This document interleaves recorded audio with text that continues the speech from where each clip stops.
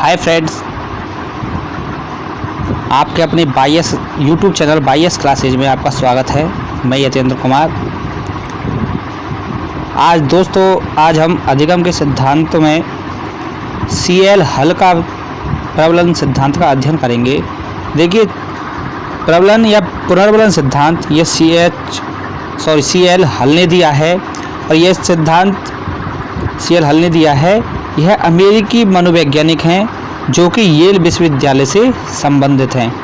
इन्होंने इस सिद्धांत को अपनी किताब प्रिंसिपल ऑफ बिहेवियर में दिया है और यह सिद्धांत दिया था इन्होंने 1915 में 1915 में इन्होंने यह सिद्धांत दिया था। इस सिद्धांत का अन्य नाम क्या क्या है कि विधिक सिद्धांत, सबलीकरण सिद्धांत, क्रमबद्ध व्यवहार का सिद्धांत, परिष्कृत सिद्धांत, उद्दीपक अनुक्रिया सिद्धांत, आवश्यकता की पूर्ति का सिद्धांत, आवश्यकता में कमी। देखिए, हल ने अपना सिद्धांत पावलोव तथा थॉर्नडाइक के सिद्धांतों से प्रभावित होकर किया है। ये जो सिद्धांत दिया था इन्होंने पावलोव और थॉर्नडाइक के सिद्धांतों के आधार पर दिया है। यह सिद्धांत आदतों के विकास पर बल देता है। किन के विकास पर? आदतों के विकास पर बल देता है। आदतों का निर्माण जटिल व्यवहारों से होता है और हल ने जो अपना प्रयोग किया था वो किया था चूहे पर। देखिए, जितने भी मनोवैज्ञानिक हुए हैं या जितने भी साइंटिस्ट हुए हैं, उन्होंने किसी न किसी पशु या पक्षी पर अपने अपने आविष्कार किए हैं या अपने जो आविष्कार हैं उनका अध्ययन करने के लिए इनका उपयोग किया है या इनका प्रयोग किया है। अब देखिए, इन्होंने जो प्रयोग किया था, इन्होंने एक बॉक्स लिया था जिसमें दो खाने थे। पहले बॉक्स यानी चूहा और दो खाने वाला एक पिंजरा लिया था और उस पिंजरे में दोनों के मध्य क्या था? एक छेद था, यानी कि उस चूहे के निकलने के लिए स्थान था। एक में चूहा और दूसरा खाली था। उसने चूहे वाले खन में करंट लगाया जिससे कि चूहे को काफ़ी उछल कूद करने के बाद चूहा दूसरे खन में चला गया। यानी वो जो छेद था, वो जो स्थान था, उसमें से निकल करके दूसरे खन में चला गया। तो उसको क्या मिली? उसको संतुष्टि प्राप्त हुई। दूसरे खन में जाकर के संतुष्टि प्राप्त हुई। वही प्रक्रिया दूसरे खन में दोहराई कि दूसरे खन में करंट लगाया तो चूहा काफ़ी उछल कूद करने के बाद पहले वाले खन में आ गया। तो चूहे के द्वारा पूर्व में की गई संतुष्टि पूर्वक क्रिया का दोहराव हुआ था। तो हल ने कहा है कि सीखना आवश्यकता की पूर्ति की प्रक्रिया के द्वारा होता है। यानी कि जब संतुष्टि चूहे को चाहिए थी तो वह क्या हुआ कि उस करंट वाले खन में से निकल करके दूसरे खन में चला गया। यानी आवश्यकता की पूर्ति के द्वारा ही अधिगम किया जा सकता है। देखो, हल का पुनर्बलन सिद्धांत थॉर्नडाइक के प्रभाव व परिणाम के नियम पर आधारित है। किस नियम पर आधारित है? प्रभाव और परिणाम के नियम पर आधारित है।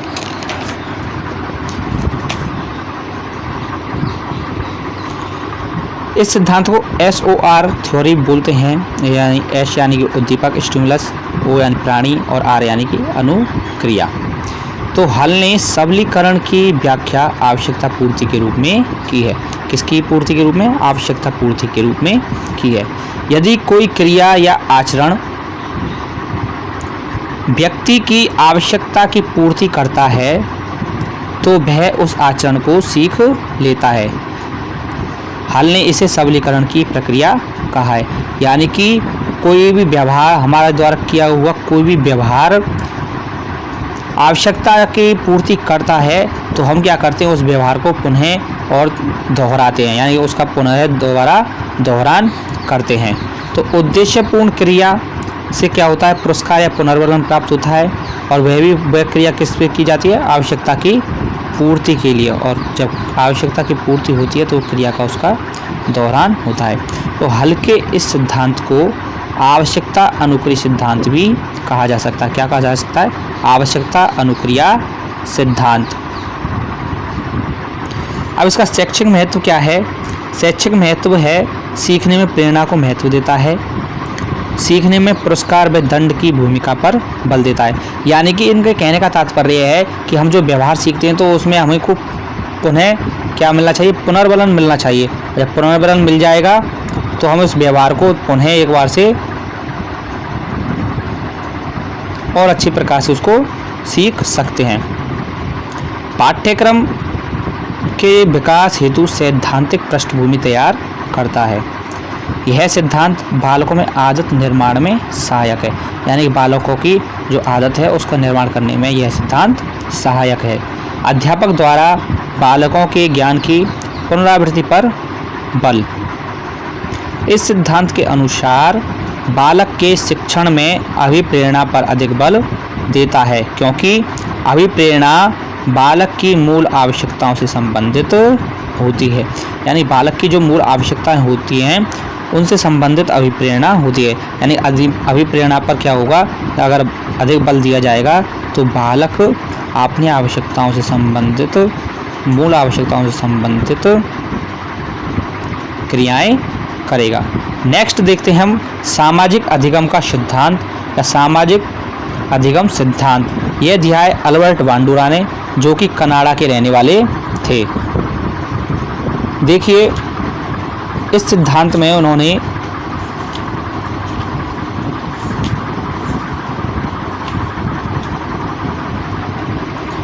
अनुकरण द्वारा सीखने पर बल दिया है।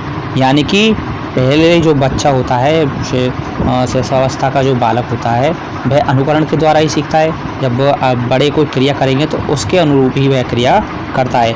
तो इसी प्रकार इन्होंने कहा है कि बालक किससे सीखता है, अनुकरण के द्वारा सीखता है। इसने प्रयोग किया था। एक 5 मिनट की फिल्म दिखाई थी।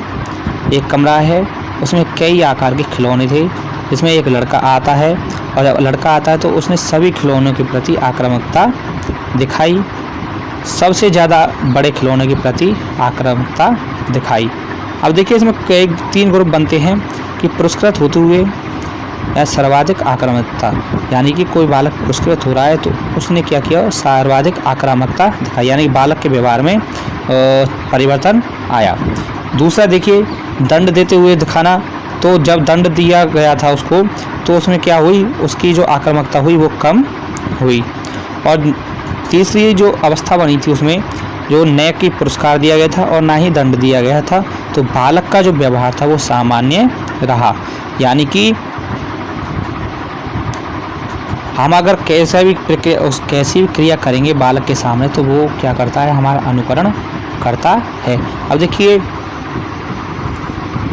इन्होंने क्या किया था, अनुकरण द्वारा सीखने पर अधिक बल दिया है। यह सिद्धांत बांडुरा व वाल्टर्स ने दिया है। यानी कि इसमें जो मेन भूमिका है वो बांडुरा की है, तो इसलिए इनको इस सामाजिक अधिगम सिद्धांत को अल्बर्ट बांडुरा का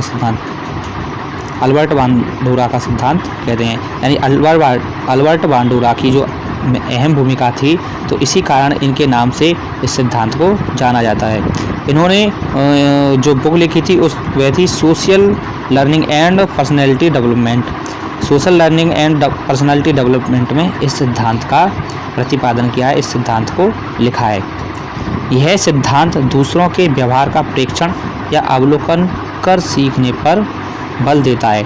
यानी कि यह व्यवहार क्या करता है, यह सिद्धांत क्या कहता है कि जो दूसरों का व्यवहार है उसका अनुकरण या अवलोकन करके ही क्या अधिगम किया जाता है।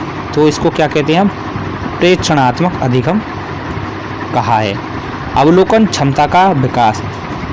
बालकों में अधिकांश सामाजिक अधिगम व्यवहार प्रौढ़ों का प्रेक्षण या अवलोकन करते हुए तथा उनकी नकल करते हुए सीखा जाता है। जैसे कपड़े पहनना, बालों को संवारना, बोलने की शैली तथा समाज में होने वाले अन्य व्यवहार। इन्होंने बताया कि कोई बालक है तो वह वैसा ही व्यवहार करेगा जैसा कि उसके परिवार के जो सदस्य हैं, बड़े हैं, बुजुर्ग हैं, जो वो जैसा व्यवहार करते हैं, जैसी क्रियाएं करते हैं, बालक भी हूबहू वैसी क्रियाएं करता है। बालकों के व्यक्तित्व विकास की दृष्टि से प्रेक्षणात्मक अधिगम महत्वपूर्ण होता है। प्रेक्षणात्मक अधिगम किसकी दृष्टि से, व्यक्तित्व विकास की दृष्टि से अत्यधिक महत्वपूर्ण होता है। बालकों द्वारा अर्जित विभिन्न गुण व अवगुण का पता या अध्ययन इसी सिद्धांत के माध्यम से होता है। यानी कि इसी सिद्धांत से बालक ने जो अनुकरण के द्वारा जो कुछ भी सीखा है उसका पता लगाया जा सकता है। गुण देखिए, जैसे परोपकार है, परिश्रम है, नम्रता है, आदत है, ईमानदारी है, और अवगुण आक्रामकता है, आलस्य है, कामचोरी इत्यादि है।